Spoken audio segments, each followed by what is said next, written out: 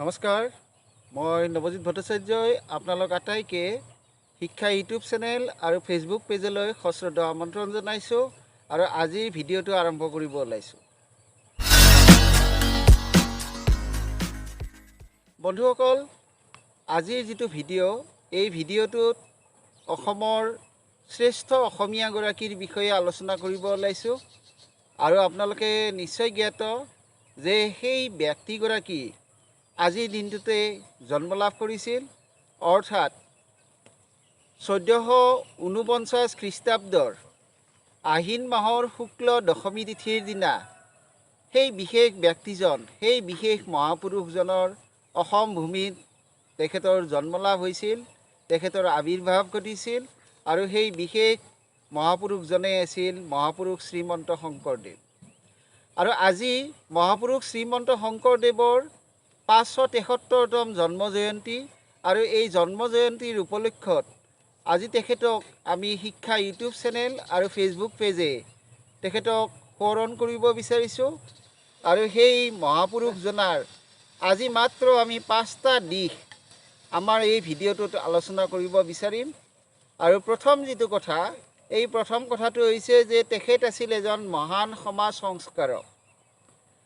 যদিও আমাৰ সমাজত, অসমীয়া সমাজত মহাপুৰুষ শ্ৰীমন্ত শংকৰদেৱক এজন ধৰ্ম প্ৰচাৰক হিচাপে আলোচনা কৰা হয়, ধৰ্ম প্ৰচাৰক হিচাপে মনা হয়, নিঃসন্দেহে তেখেতে একশৰণ ভাগৱতী নাম ধৰ্মৰ তেখেতে প্ৰৱৰ্তন কৰিছিল, তেখেতে প্ৰচলন কৰিছিল, তেখেতে প্ৰৱৰ্তন কৰিছিল।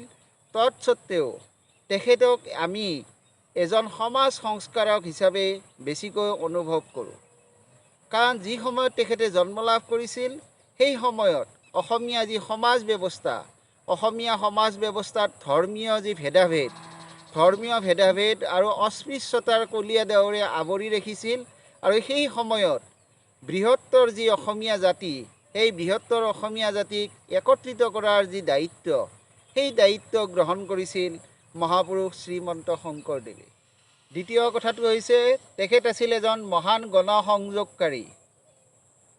শ্ৰীমন্ত শংকৰদেৱ এনেকুৱা এজন ব্যক্তিত্ব আছিল যিজন ব্যক্তিয়ে দুবাৰকৈ ভাৰত ভ্ৰমণ কৰিছিল আৰু সেই ভাৰত ভ্ৰমণৰ উদ্দেশ্য আছিল ভাৰতীয় যি সমাজ, ভাৰতৰ লগত অসমৰ তথা উত্তৰ পূৰ্বাঞ্চলৰ যি জনসমষ্টি, এই জনসমষ্টিক একত্ৰিত কৰাৰ তেওঁ এটা ডাঙৰ কাম হাতত লৈছিল আৰু তাক নিঃসন্দেহে সফল ৰূপত আমি দেখা পাওঁ। আৰু তাৰ পৰৱৰ্তী সময়ত তেখেতে প্ৰচাৰ কৰিছিল একশৰণ ভাগৱতী নাম ধৰ্ম। আৰু একশৰণ ভাগৱতী নাম ধৰ্মৰ মূল উদ্দেশ্যই আছিল যে সমাজৰ প্ৰতিটো স্তৰৰ ব্যক্তিকে একত্ৰিত কৰা, নাম ধৰ্মৰ দ্বাৰা, ভক্তি আন্দোলনৰ দ্বাৰা, ভক্তিৰ মাজত থকা যি শক্তি, সেই শক্তিক পৰিচয় কৰি দিয়াই তেওঁৰ উদ্দেশ্য আছিল। আৰু সেইকাৰণে তেখেতক এজন মহান গণসংযোগকাৰী হিচাপে তেখেতে সমাজৰ প্ৰতিটো স্তৰৰ ব্যক্তিৰ লগত তেখেতৰ সদ্ভাৱ আছিল আৰু প্ৰতিটো স্তৰৰ ব্যক্তিয়ে তেখেতক সন্মান প্ৰদৰ্শন কৰিছিল। তৃতীয় যিটো কথা, সেইটো হৈছে শিল্পকলা নিপুণ ব্যক্তিত্ব।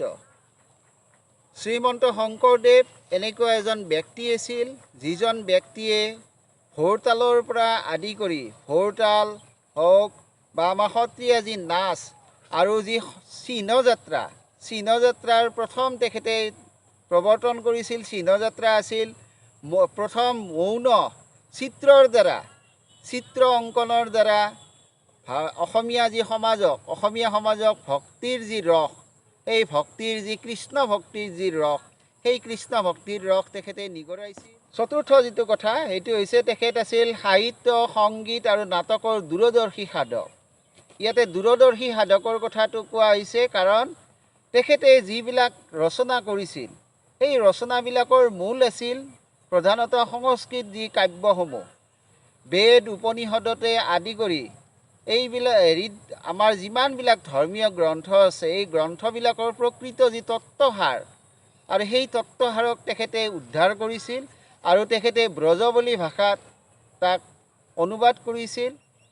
আৰু তেখেতে অসমীয়া যি সংস্কৃতি, অসমীয়া সংস্কৃতি বুলি ক'লে আমি শংকৰী সংস্কৃতিকে বুজোঁ।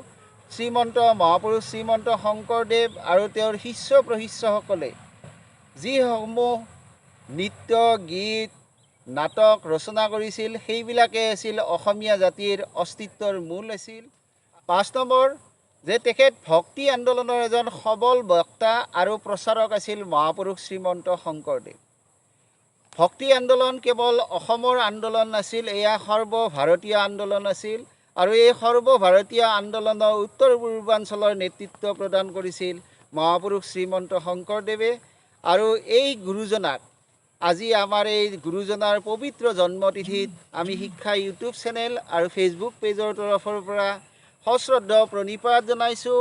আৰু সদশেষত আজিলৈকে ইমানতে এই ভিডিঅ'টো সামৰণি মাৰিছোঁ। আপোনালোকে আমাৰ শিক্ষা YouTube channel Facebook page follow' কৰিবলৈ নাপাহৰিব, ছাবস্ক্ৰাইব কৰিবলৈ নাপাহৰিব।